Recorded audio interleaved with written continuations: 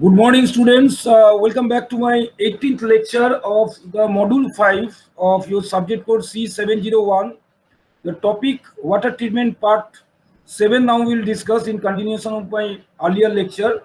Now, the filtration part, that is the filter we have described in my last previous lectures. Now, let us have a glance where we are. First, you see the schematic diagram of the treatment process. The raw water coming, then coagulants were adding, coagulation, population, sedimentation. These all have been discussed. Then after filtration, now I have just marked it in red. That is the disinfection portion. Now this disinfection portion today in my 18 lecture I will describe to you all. Now the disease, so screening, then aeration, then coagulation, sedimentation, filtration. After this we have already come across. Then the disinfection today I will just deliberate my lecture on this disinfection. Now disinfection, what is the objective of disinfection? It is the objective of the disinfection. Why the disinfection is one of the major treatment in the water treatment? Because the objective of that disinfection is that to removal or inactivation of the pathogenic microorganism to prevent the spread of waterborne diseases. Disinfection is the process to remove, deactivate, or kill pathogenic microorganisms so that they are not infectious to human and animals. So basically, they are used for killing the bacteria that in normal circumstances we know as a disinfection. But while the process of disinfection by the disinfectant will observe certain other things which is also carried by the disinfectants. So this the treatment schematic diagrams both for the surface water treatment as well as the groundwater treatment has already highlighted to you in my very beginning first lecture. That is the schematic plan. Now, what are the water related disease? The four classes of water related disease are there. Number one is the waterborne disease. That means the infection spread through contaminated drinking water. Second one is water wash disease. That means the diseases due to the lack of proper sanitation and hygiene. Third one, I must highlight the water-based disease. That is the infections transmitted to an aquatic invertebrate microorganism. Fourth one is the water-related vector-borne disease. That is transmitted by insects that depend on water for their propagation. So these are the varieties of water-related diseases medium where the breakup of the diseases occurs, and that the need for disinfection definitely it is required. Now some of the things I must highlight you. The bacteria, that is the pathogen, the bacteria is, suppose I am telling the some example I am giving you, the Vibrio cholera. So it is responsible for the disease of cholera. Okay. Then the Mycobacterium tuberculosis, it is responsible for tuberculosis. These are the bacteria. Now viruses, hepatitis virus, hepatitis A, responsible for hepatitis A, polio virus, responsible for polio. Then I am just highlighting the parasites. That is the cryptopodidium. That is the cryptosporidiosis. Now, Giardia lambia, this is for the giardiasis. So these are the factors, the bacteria, virus, as well as parasites I am describing for causing that respective diseases. Now I am coming to the disinfection objectives and approaches. As I have told you that it is removing, inactivating or killing the pathogens. Mostly the pathogenic bacteria are responsible for the diseases, and it primarily aims for safety from the risk of waterborne diseases. Disinfection of water can be achieved by the removal of pathogens. This is number one, and number two, inactivation or killing. Now, removal of pathogens means the physical separation, that is filtering out all the pathogenic microorganisms and inactivation or killing. So this is nothing but destroying the cellular structure of the microorganism by some chemical processes, which is called the chlorination, ozonation. These are the disinfection process we must highlight to you. So now, typical methods of disinfection, as I've told you, the physical methods is filtration or boiling. Radiation methods, although it is not in your syllabus, but you must know these things, that ultrasonic, electronic or UV radiation, it is the radiation methods of the disinfection. And we'll discuss now in this 18th lecture, that is the chemical methods, that is the chlorination, chlorination, mostly chlorination will be using. So most common disinfectant is the chlorine, which is used in different forms, either in chlorine gas, chlorine liquid, hydrochloride, chloramines, chlorine dioxide. So various forms of chlorines are there that we will describe. So properties of a ideal disinfectant, what should be that you must know. What is the properties of the disinfectant? Now, broad spectrum, that is creative against all microbes, active against all microbes, that has to be there. Then it should be non-toxic, non-flammable, and non-explosive. It should be effective in the presence of interfering constituents. It should be compatible with various materials, surfaces. It should be stable for the intended exposure period. It should provide a residual if desirable. It is easy to generate and apply and must be the economical.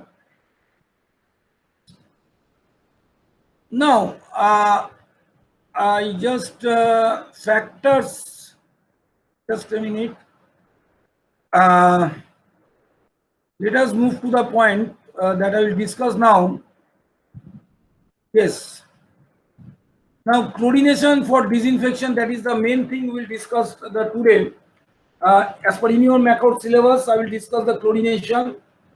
Now, chlorine is a strong oxidant that rapidly kills many harmful microorganisms, and not only it killing the harmful microorganism bacteria, it is also oxidizing the reducing matter. So the most common disinfection method involves is the chlorination, either in form of chloramine or in chlorine dioxide. So it oxidizes the organic matter present in the water, as well as it kills the pathogenic bacteria. Now, chlorine, when added to water, it reacts with reduced state compounds present in the water and it oxidizes them. And chlorine reaction to water or nitrogenous compound present in water produces chlorine residual also, which are able to kill microorganisms in the water. Now, chlorine usually first react with each compound if present in water, and it is consumed in oxidation of those compounds as well as in killing bacteria.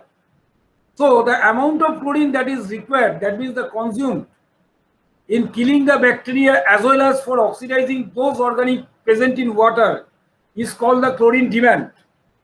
That means this chlorine, first when you add, it is consumed by those radicals which are being oxidized and in killing the bacteria. So this can be considered as the amount of chlorine needed before free chlorine can be produced as free residual chlorine. So we have to satisfy first chlorine demand to generate the residual chlorine in water. Again, I repeat, while chlorine dosing in the water treatment, first we have to satisfy the chlorine demand. What is chlorine demand? Chlorine demand means chlorine engaged in oxidizing the organic matter present in the water as well as in killing of the pathogenic bacteria to make it safe for drinking purpose. And after that, the extra chlorine will be produced as a residual chlorine. So sufficient quantity of chlorine must be added for disinfection and for oxidation of the organic matter, so that the demand of the water or the chlorine demand is met successfully, and after that it is adequate chlorine left to produce the chlorine residual in water. So these are the some types of oxidation reactions, how the chlorine oxidizes, like ferrous chloride to ferric chloride, hydrogen sulfide to sulfuric acid. So these are the example, potassium bromide to potassium chloride. So chlorine reaction in water, which is very fundamental thing you have to know, that is the free chlorine residual. When chlorine is free in water, then we know the chlorine reacts with hydrogen ion of the water as well as hydroxyl ion of the water to make it hypochlorous acid. If chlorine associated with OH minus, then it will HOCl will be generated, and if it is also reacts with water to form the hydrochloride ion OCl minus. So chlorine reacts with water to form the two fundamental ions, that is HOCl and OCl. What is HOCl? That is the hypochlorous acid, which is very important and responsible as a free residual chlorine and much more active than OCl. And OCl, that is the hypochlorite ion. So hypochlorous acid and hypochlorite ion, hypochlorous acid and hypochlorite ion, that is the two major form of residual chlorine which we can see in water. These are known as free chlorine residuals. Again I am telling, hypochlorous acid HOCl and the hypochlorite ion OCl minus. These HOCl is the hypochlorous acid and hypochlorite ion OCl minus. These are the free chlorine residuals present in water and have good disinfection ability due to their strong oxidizing potential. Chlorine may be added in the form of chlorine gas, hypochlorite or chlorine dioxide. Chlorine gas, as we know, is a very difficult to handle this gas, as it very toxic, heavy, corrosive, irritant to our nose. So usually it is compressed into liquid form and stored in metal cylinder for using. So chlorine with water HOCl is being produced, then HOCl again react with H plus to produce the OCl minus, as I have told you. So the interconversion of the hypochlorous acid and hypochlorite ion are pH dependent. So HOCl is active in less than 7.5 and OCl, that is the hypochlorite ion, is active is greater than 7.4. That means what we can conclude? We can conclude that the hypochlorous acid has much higher disinfection abilities than the hypochlorite ions. So the disinfection with chlorine is more efficient in low pH rather than the high pH. So in low pH, the disinfection will be much more effective than the high pH. You see, the HOCl and OCl graph with respect to pH, if you see, the higher pH HOCl is decreasing and the lower pH HOCl is increasing. Vis-a-vis the reverse case of the OCl hypochlorite ion. Now chlorine reaction in water. We know the hypochlorite, also known as bleach, are less pure than chlorine gas. Thus are also less dangerous, less toxic rather we would say, and it decomposes in strength over time while in storage. So there are three types of hypochlorite we must use: sodium hypochlorite, calcium hypochlorite and commercial bleach. That is the bleaching powder which is soluble in the grocery shops. So sodium hypochlorite NaOCl, calcium hypochlorite CaOCl2, commercial bleach that is commonly available in grocery stores in both liquid and powder forms, with chlorine concentration ranging from 10 degree to 40 degree depending on the branding. Now disinfection to hypochlorites That means that sodium hypochlorite, calcium hypochlorite, commercial bleach, CaOCl, CM bleaching powder, which we call. So these hypochlorites occur similar to that of the chlorine. And the difference lie with the quantities to be used due to different chlorine concentration. So this is the how the CaOCl2, that is the calcium hypochlorite, reacts with water, that I have shown, HOCl, hypochlorous acid, then NOCl, H2O, So these are the things. Now, chlorine reacts with water, chloramines that we have seen. First of all,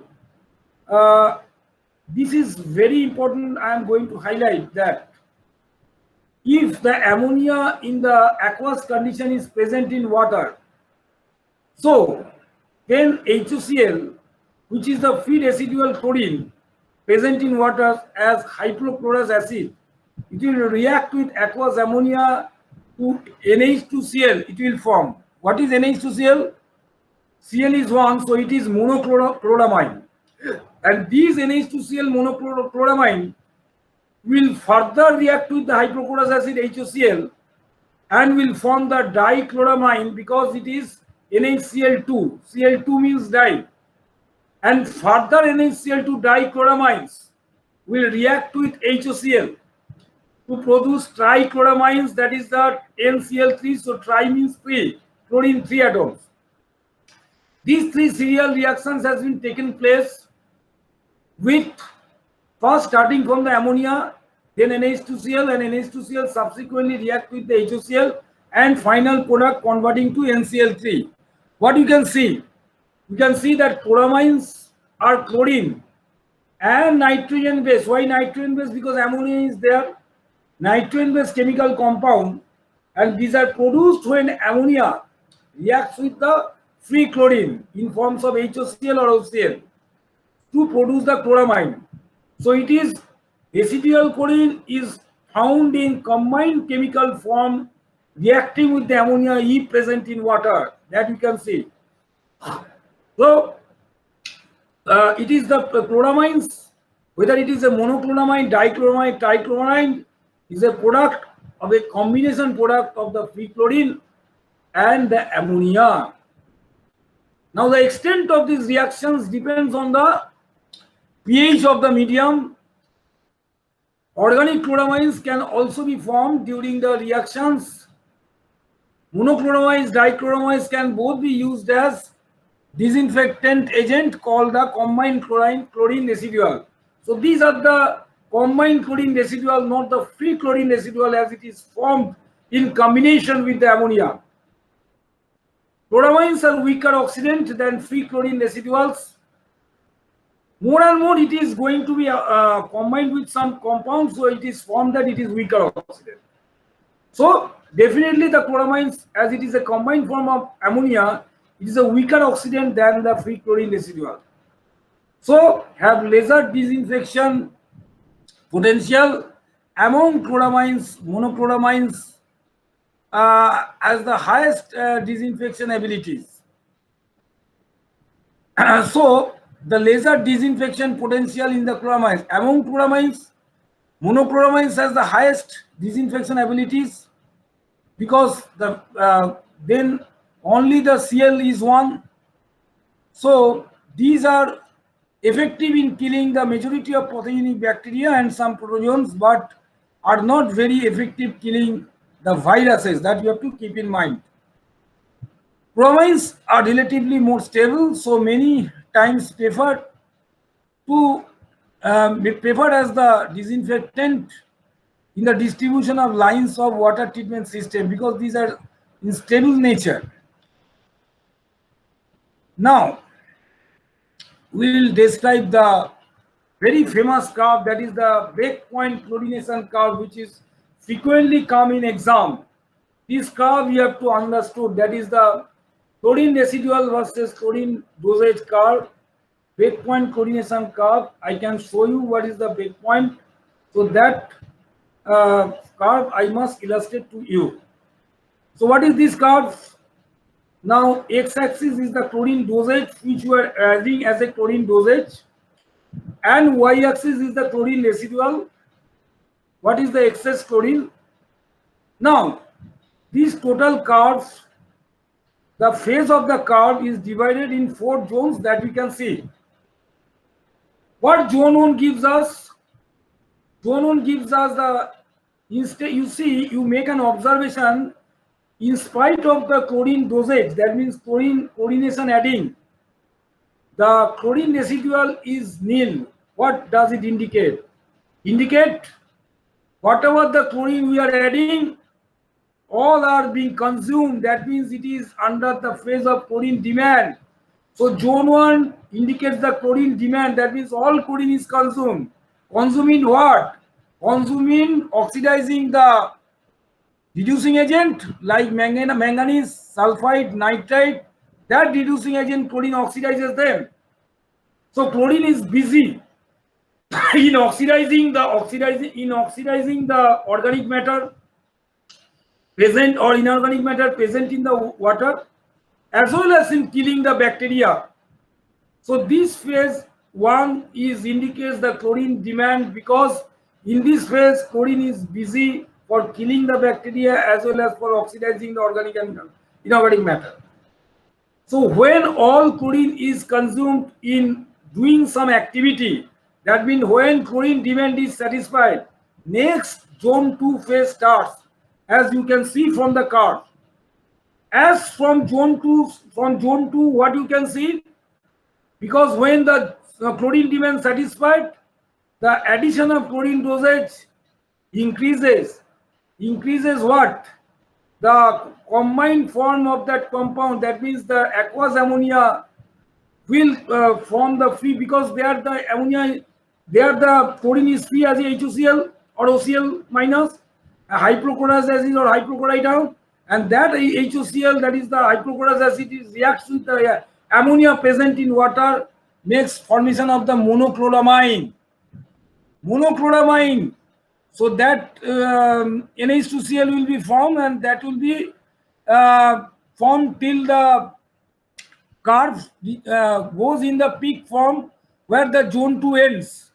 When the monochloramine formation complete, then again chlorine will be consumed to make it convert to monochloramine to dichloramine and finally to trichloramine.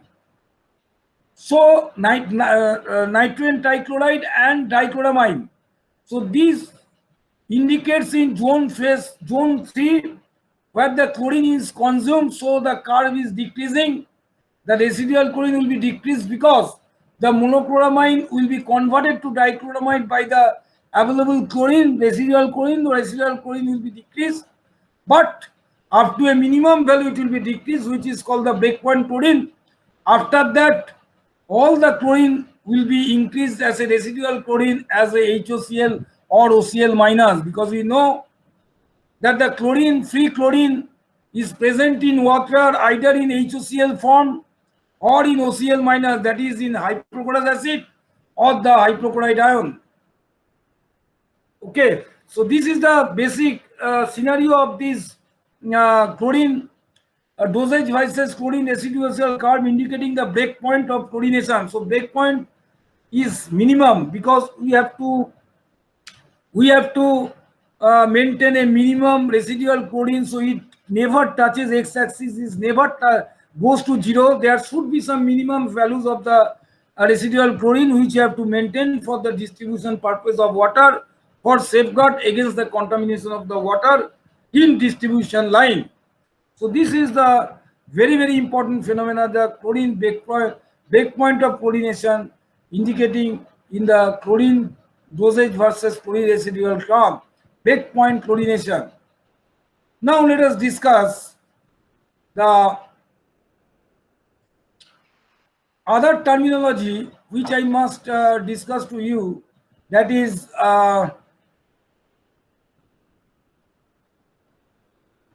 types of chlorination. Types of chlorination. What are the types of chlorination? You must acquaint with this terminology. First is the plain chlorination. What is plain chlorination?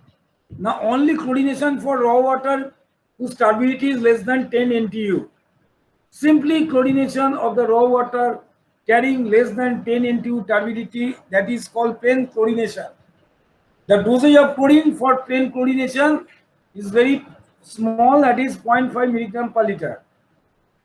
Pre-chlorination may be added to the water before coagulation and flocculation for heavily contaminated water.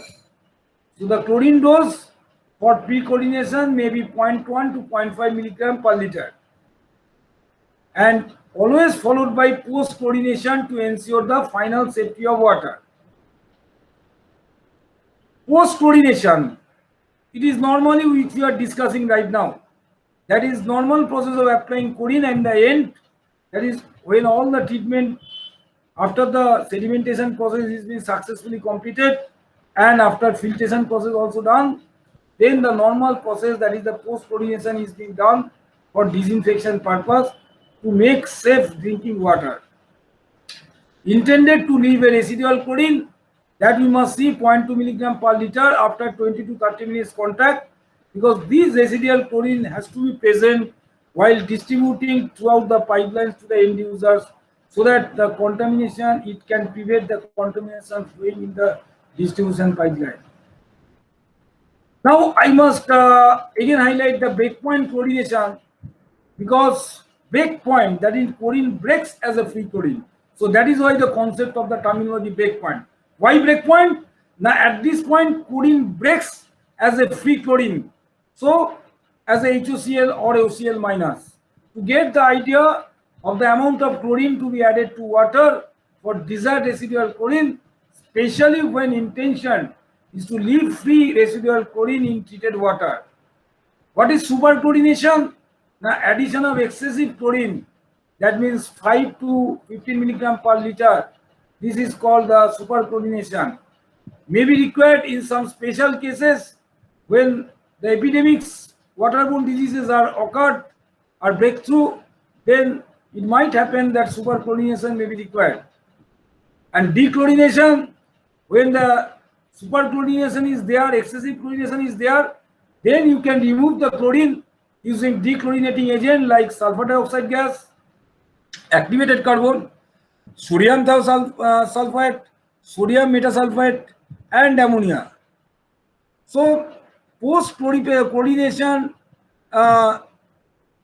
generally required post-superchlorination to reduce residual chlorine to 0.2 milligram per liter. Because the excess amount of the chlorine will make the toxicity in water. So this is all about the type of chlorination. I said let us have a discussion for the numerical sums, then it will be very clear understanding of that chlorination part of this lecture. So I must discuss the numerical sums. Whatever the discussion has been taken place, some numerical 2 problems I want to solve to give you some much more clear idea about the chlorination part, that is the disinfection part of the water treatment, lecture 18. That is the part 7, water treatment part 7 portion which I am describing. So I must show you the numerical sums. Let me show you the numerical sums.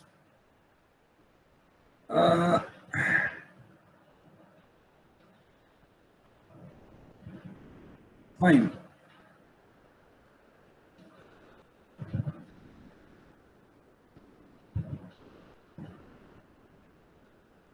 In the sums, I will show you how to calculate the dosage, of the chlorine in treatment process, because this, yes, I have got the sum. Yes, chlorine dose and demand. One problem I am showing you, a water treatment plant uses 50 kg per day of chlorine to treat 40 million liter day of water. That means the treatment plant, what are the volume of water to be treated, that has been told, and what amount of chlorine dosage can be used, that is also given. The residual chlorine after 30 minutes contact time is 0.15 milligram per liter. That has to be maintained. What you have to determine? You have to determine the chlorine dosage and chlorine demand of the water. Chlorine dosage means how much chlorine you are pushing into the system. So as you have told that 50 kg per day of chlorine, that means 50 kg you are giving in 40 million liter day. So 50 kg is nothing but 50 into 10 to the power 6 milligram, and 40 million liter is nothing but 40 into 10 to the power 6 liter. So if you divide 50 into 10 to the power 6 by 40 into 10 to the power 6, simply you will get the chlorine dose in milligram per liter, that is 1.25 milligram per liter. Again I repeat, when it is given, it is asked to find out the chlorine dose, simply you find out the amount of chlorine that is in total, that is 15 to 10 to the 6, divide by the total water which is to be treated, that is 40 into 10 to the 6, and the chlorine dose will be given as 1.25 milligram per liter. Very simple, just dividing two figures. Now you have to find out the chlorine demand. What is chlorine demand? Chlorine demand is chlorine dose minus chlorine residue. This amount of chlorine you have given in the water. So the finally this is the residue. So if you divide, if you subtract the total dosage, if you subtract the residual chlorine from the total dosage, you will get the what will be what the chlorine amount which is consumed, that is the chlorine demand.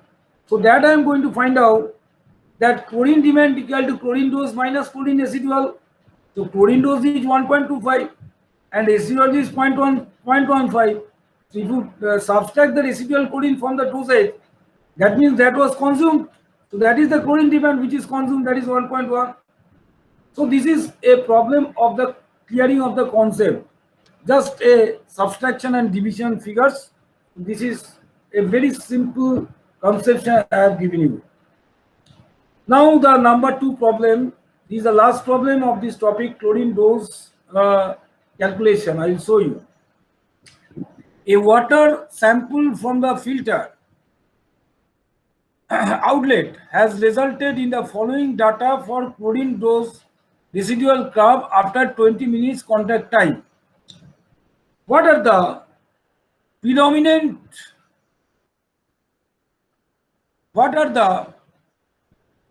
predominant forms of chlorine constituting residual chlorine at chlorine dose of 1 milligram per liter and 2.5 milligram per liter?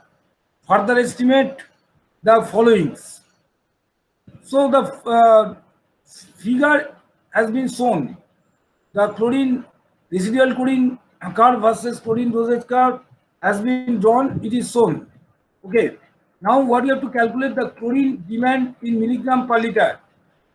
Chlorine demand, you see from the figure, it is a problem of understanding the curve of residual versus chlorine dosage curve, including the breakpoint of chlorination.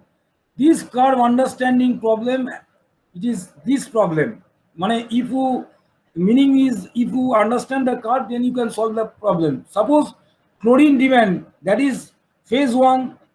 If you see the 4 phases of the curve, so phase 1, the horizontal portion of the chlorine dose, in the first you see the small division is 0.1. So that means from chlorine dose from the curve you can see the chlorine demand is 0.1 milligram per liter. As if after the chlorine demand the curve rises up. So up to that no rises in the curve. So it is just giving the x-axis. So what is that? That is 0.1 from the curve. So chlorine demand is 0.1. Then chlorine dose for breakpoint chlorination. Chlorine dose for breakpoint chlorination, you see it is more or less near to 0.2. So it is 1.75 milligram per liter.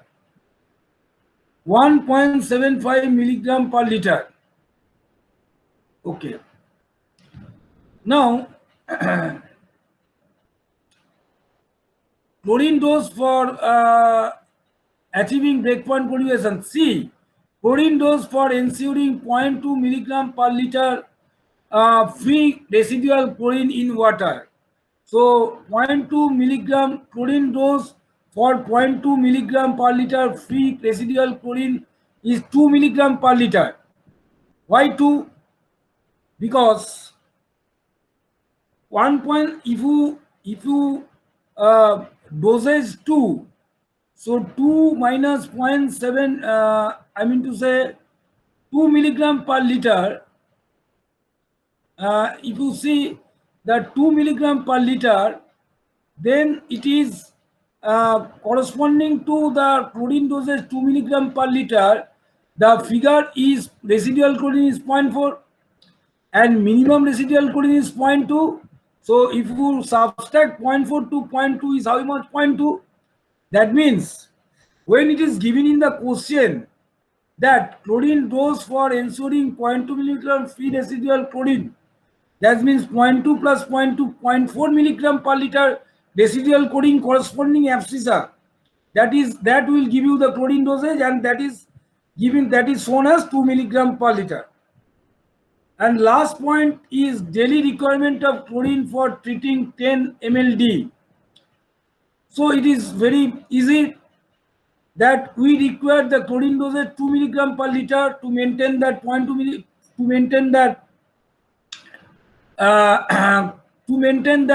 milligram per liter as free residual chlorine. So 2 milligram per liter load dosage you have to given in 10 million liter, means 10 into 10 to the 6 liter. So if you multiply 2 milligram per liter into 10 into 10 to the 6, you will get the 20 kg per day. That is the daily requirement of chlorine in terms of weight. That is the kg you have to find out. So this is a question come from the chlorination curve, that is the chlorine dosage versus residual chlorine curve indicating the breakpoint. So here you have found out the chlorine demand means the phase 1 portion, so long as it does not increase, that is 0.1. Next, breakpoint chlorination value 1.75 we have seen, and then the chlorine dose of 0.2 milligram residual chlorine. That means further 0.2 we have to go to the 0.2 plus 0.2 is 0.4. So 0.4 corresponding figure you have to see the chlorine dosage. What is the chlorine dosage that will produce the 0.2 milligram free residual chlorine? So from the graph, this problem has to be solved.